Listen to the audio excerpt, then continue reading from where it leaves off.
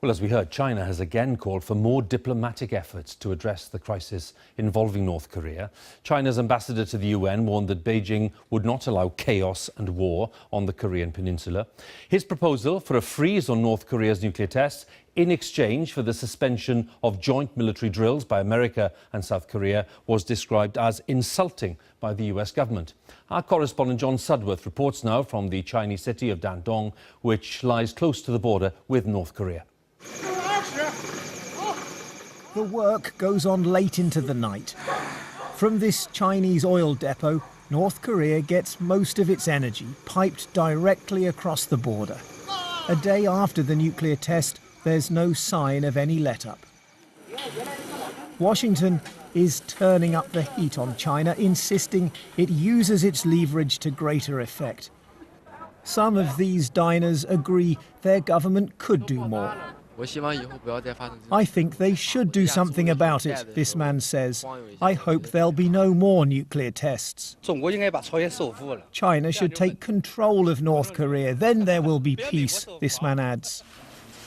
The Chinese president, Xi Jinping, though, is busy hosting a summit of the world's developing economies.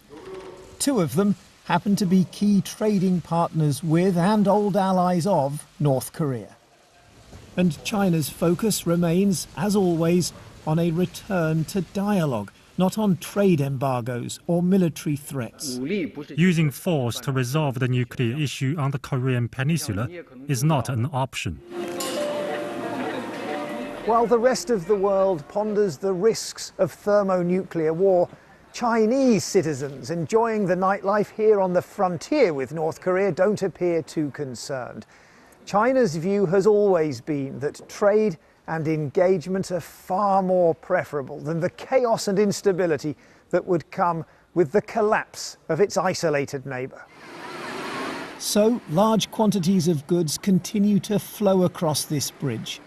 But if China can live with North Korea's provocations, the reactions of others may be harder to stomach. There is even the possibility that South Korea and Japan might consider developing their own nuclear weapons, which certainly will worsen China's security environment.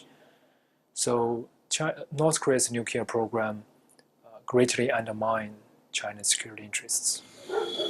China could simply turn off the tap, but for now, with North Korea on the brink of becoming a fully fledged nuclear power, the oil from these storage tanks continues to flow.